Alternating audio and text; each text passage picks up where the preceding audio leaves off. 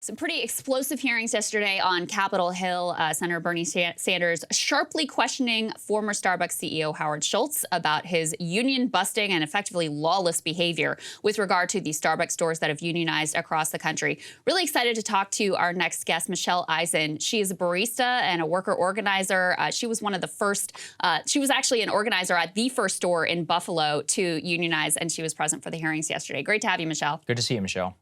It's good to be here. Thank you. Yeah, of course. So first, just off the top, your reaction to what you saw yesterday. And we've got a couple pieces we can play for people in a moment. Sure. So I sat in that hearing room yesterday. It's actually the first time I've ever had the pleasure of being that close to Howard Schultz. For someone who claims he wants to have a direct relationship with his workers and listen to their voices, he does a really good job of avoiding that most of the time. And that's also what we saw yesterday. What I witnessed, though, was him parroting the same anti-union talking points he's been saying since August of 2021 when we first started this organizing campaign. I saw him avoid most difficult questions. He is very adept at sort of skimming past the actual content of what, the senators were asking him and just going right into his tirade about how great his company is and why it doesn't need a union. So that was not new. None of that was new. What I didn't really expect was how hard a couple of the senators came at him and actually kind of knocked him off kilter a little bit for someone who's usually very composed. And that was nice to see. It was nice to see him actually be put in the hot seat for once for everything that he's put us through in the last 18 months. Well, we had one moment from Senator Bernie Sanders we wanted you to take a look at. Let's take a listen. Have you ever threatened, coerced, or intimidated a worker for supporting a union?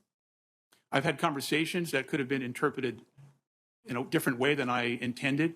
That's up to the person who received the information that I spoke to him about. Were you informed of or involved in the decision to withhold benefits from Starbucks workers in unionized stores, including higher pay and faster sick time accrual? My understanding, when we created the benefits in May, 1 month after I returned as CEO, my understanding was under the law, we did not have the unilateral right to provide those benefits to employees who were interested in joining a union. Am I hearing you say that you were involved in the decision to withhold benefits from Starbucks workers in unionized stores? Is that what I'm hearing? It was my understanding that we could not provide those benefits under the law. So what did you make of that response there? First of all, not outright denying, retaliating against people, but also just, rewriting a little bit of history. I mean, it was a flat out lie. I mean, that's what it was. I was already a unionized barista at that point when he returned as CEO to sort of try and save the day, as he says it, or right the path of the company. I remember him making that announcement that these new benefits were coming down, most of which I will mention were based off proposals that the union workers had originally proposed to the company. It felt like a punishment. It felt like retaliation, and we're still feeling the effects of that. Later on in the hearing, one of the senators, held up a letter that we had sent to the company saying that the unionized workers actually waived their legal right to bargain over those new benefits, and we wanted them instituted, which took his whole argument of, well, we weren't legally allowed to give these benefits to the union workers right off the table. And that was a really great moment because he had to backtrack and he had to say, well, actually, it's our preference that we want to bargain over this. The reality is they didn't give these to the unionized workers as a punishment, as retaliation, and because they simply didn't want to, not because they legally couldn't. Just to back up what you're saying here about Starbucks's behavior, I mean, this is not like your opinion or my opinion. This is based on findings by the NLRB of the types of violations that they've been engaged with. This is from Senator Sanders' prepared opening statement. He pointed out the NLRB has filed over 80 complaints against Starbucks for violating federal labor law. There have been over 500 unfair labor practice charges lodged against the company, and judges have found that Starbucks broke the law 130 times across 6 different states since workers began organizing in the fall of 2021.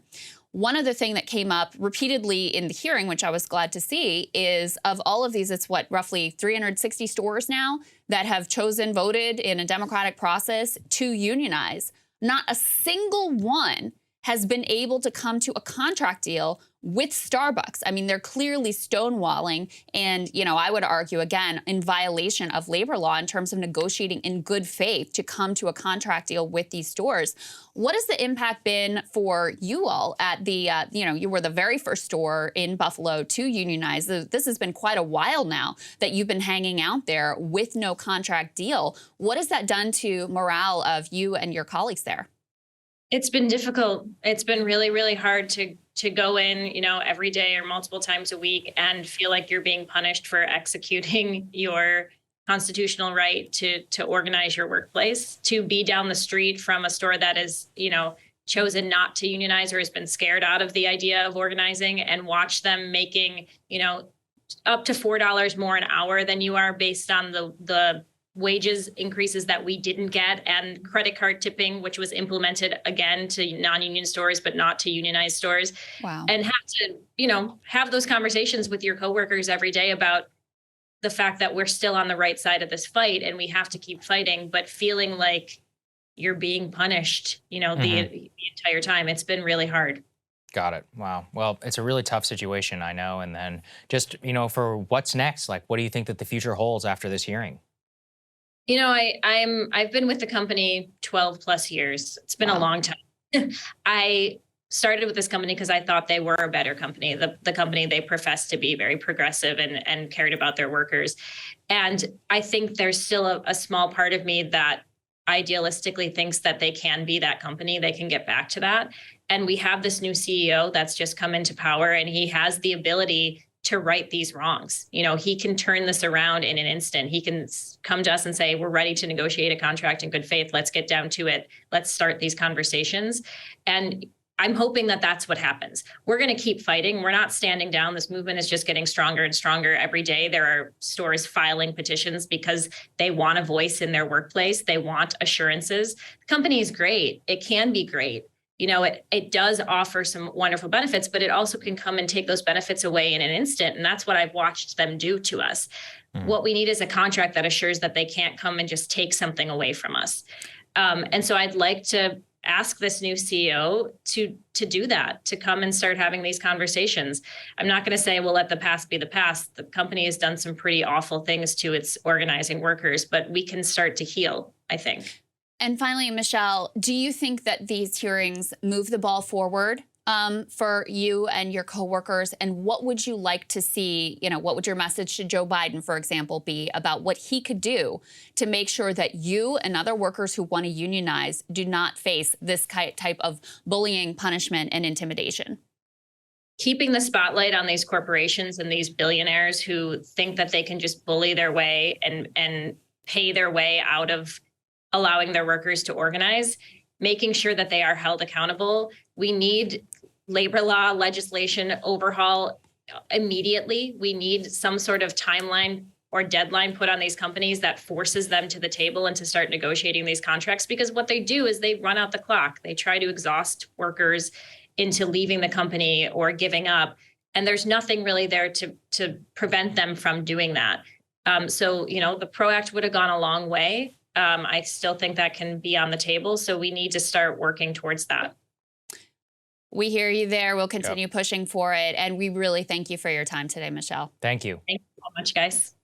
Our pleasure. Hey guys, ready or not, 2024 is fully upon us now. And Saagar and I have been brainstorming ways that we can really up our game for this critical election. Yeah, we rely on our premium subs to expand our coverage, to add staff, to upgrade the studio. We just want to give you the best independent coverage of this election, which is possible. So if you can help us out, become a premium subscriber today, breakingpoints.com, or the link is down here in the description video. It really means the world to us. And if you like what we're all about, this is the best possible way to keep us 100% independent, working only for you.